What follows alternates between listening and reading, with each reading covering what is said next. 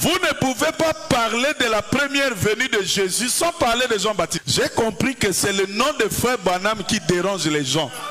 Mais nous n'allons pas laisser ce nom. Même si vous dites que vous priez Jésus, c'est bien. Mais celui qui va vous identifier le Jésus que vous dites prier, c'est Branham. On m'a envoyé une vidéo où quelqu'un disait, bon c'est un ignorant, hein? C'est un ignorant parce que nous avons beaucoup d'ignorants au milieu de nous. Et des ignorants qui se retrouvent à la chair, qui n'ont pas pris le temps d'analyser les choses selon la Bible comme frère Branham nous recommande. Un ignorant qui disait non, toutes les églises qui sont derrière William Branham sont mortes.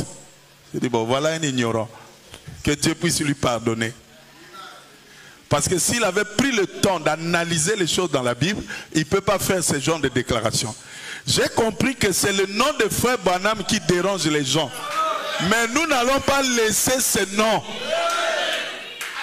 Vous ne pouvez pas parler de la première venue de Jésus sans parler de Jean-Baptiste. Au commencement était la parole. La parole était avec Dieu. Et la parole était Dieu. Elle a créé toutes choses. Rien de ce qui a été fait n'a été fait sans elle. En elle était la vie. Et la vie était la lumière des hommes. Oh, il y eut un homme appelé Jean. Qu'est-ce qu'il vient faire là? On est en train de parler de la parole. Il n'était pas la lumière, mais il vint pour rendre témoignage à la lumière. Pourquoi on parle de lui? Il a un travail. Vous ne pouvez pas parler du Messie sans parler de son précurseur. Bien. Nous connaissons la position de frère Branham et nous connaissons la position de notre Seigneur qui est le Dieu de Branham. Mais vous ne pouvez pas parler de la seconde venue de Jésus sans parler de son précurseur. Et le précurseur, c'est William Branham. J'ai dit, mais le frère là, c'est un ignorant. Et il se retrouve à la chair. Il doit faire un peu le catéchisme du message. Parce que nous avons aussi notre catéchisme qui s'appelle l'école de dimanche. Est-ce que quelqu'un peut dire amen? Frère, tu pouvais croire en Jéhovah. Tu dis que Jéhovah va nous sortir de l'Égypte. Mais comme Moïse vient, toi tu dis non, moi je ne crois pas en Moïse. Je crois en Jéhovah. Tu allais mourir en Égypte. Croyez en Jéhovah, c'est bien. Mais pour sortir de l'Égypte, il fallait être derrière Moïse.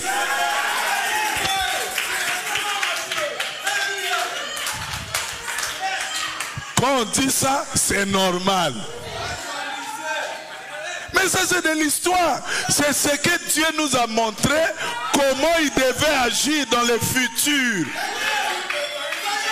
Et frère Branham dit, il y a 3 exodes. Le premier exode, c'est Moïse qui était le leader.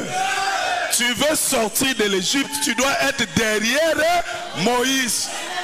Moïse suivait la colonne de feu et tout le peuple suivait Moïse. Il n'y avait personne devant Moïse. Le deuxième exode, frère Branham dit, le leader de cet exode, c'est le Seigneur Jésus. Moïse devait nous sortir d'un pays naturel pour un autre pays naturel. Jésus devait nous prendre d'un pays naturel pour le baptême du Saint-Esprit. Maintenant, quel est le travail du leader du 3e exode? Vous devez être derrière. Et ce leader-là, si vous ne le savez pas, c'est William Marion Branham. Et nous devons être tous derrière lui. Lui suit la colonne de feu comme Moïse. Et toi et moi, nous le suivons derrière. Si tu suis Branham, si tu es perdu, c'est que tu n'as pas suivi Branham. Branham connaît le chemin du ciel. Branham connaît les arrondissements du ciel. Branham sait par quel chemin passer pour arriver au ciel. Il connaît même les chefs de blocs qui sont là-bas. Soyez derrière Branham, vous verrez Jésus. C'est lui qui connaît Jésus. C'est lui qui connaît Dieu. Je disais à Frère Malachi hier, je dis, mais les gens disent que Dieu n'existe pas. Et ils pensent que Dieu c'est Frère Branham. Non, Dieu c'est pas Frère Branham. Et je disais que Frère Branham dit, quand il a connu les épreuves, sa femme est morte, son enfant est mort, et son papa, son frère, beaucoup de gens étaient morts. Frère Branham dit, Satan ne pouvait pas me dire que Dieu n'existe pas. Pourquoi? Il dit, parce que moi, je l'avais vu. Bon, soyons sincères, hein? Qui a déjà vu Dieu ici? Moi, je n'ai pas été. Toujours terrain en révélation. Qui a vu Dieu ici? Personne. Frère Branham a vu Dieu. Et ce n'est pas seulement une fois. Plusieurs fois. Que ce soit en vision, que ce soit physiquement. Il dit, j'étais là à Greensmill. J'étais en train de réfléchir, de méditer. Alors j'ai vu un homme qui est entré. Il pesait à peu près 90 kilos. Et quand il est entré, j'ai eu peur. Il dit non, ne crains pas. Je viens de la présence de Dieu. Vous pensez que c'était qui? Frère Branham dit c'était l'ange du Seigneur. L'ange du Seigneur, c'est le Seigneur lui-même.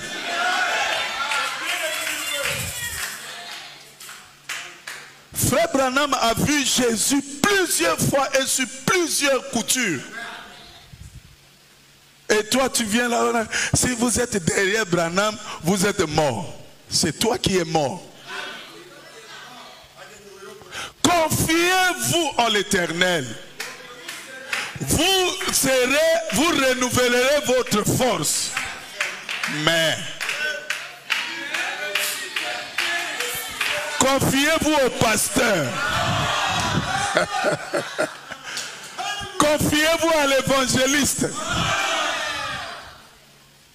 Mais confiez-vous au prophète. Vous ferez quoi?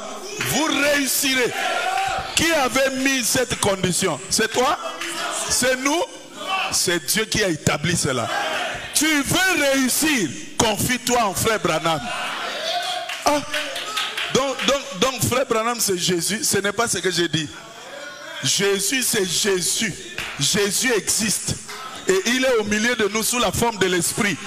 Nous n'avons pas besoin de le voir pour savoir qu'il est ici. Il tient sa parole. Mais Frère Branham c'est son représentant.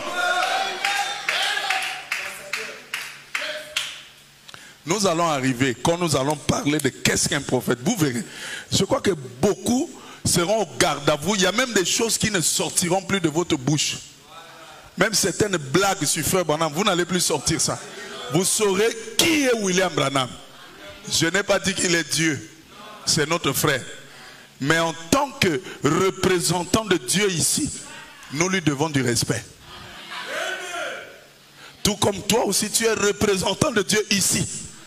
Les gens te doivent du respect. Est-ce que quelqu'un peut dire amen?